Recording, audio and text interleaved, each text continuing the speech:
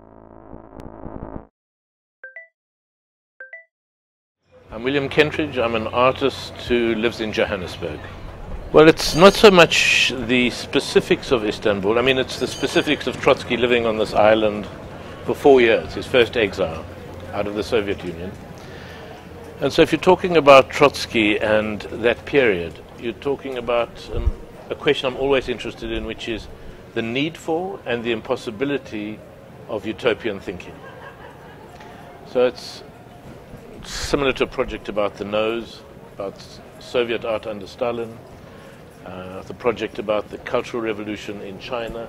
It's looking at different examples of the last century of places where utopian thinking falls apart. So it has a politics that obviously relates also to South Africa, but more widely than just South Africa. Well, I think when the very first works I did had a very clear, unambiguous politics. And over the last 30 years, what has grown is the space of doubt, uncertainty, and ambiguity.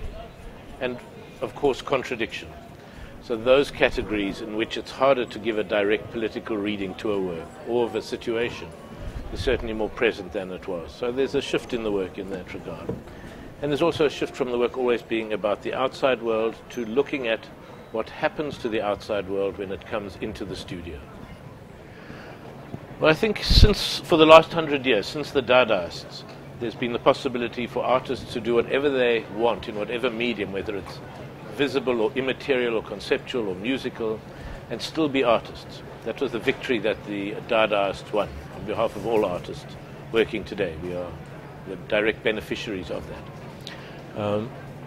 And so there are a lot of projects there are a lot of images which migrate from one project to another, from something that's a drawing, which can become a performance, which can become a piece of theatre, and pieces of theatre that can get solidified into a video or even into a set of etchings.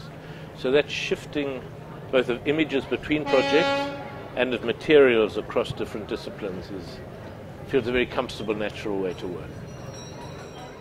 Well, I think that what selfies are about is self-portraiture.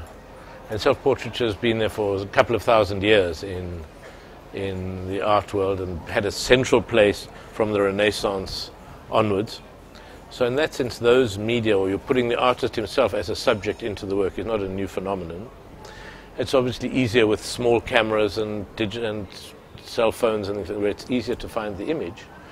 But because the gathering of the image is now so much easier than it ever was, and with greater skill and sophistication built into the machines, the question, of course, becomes what is that image that is captured or projected?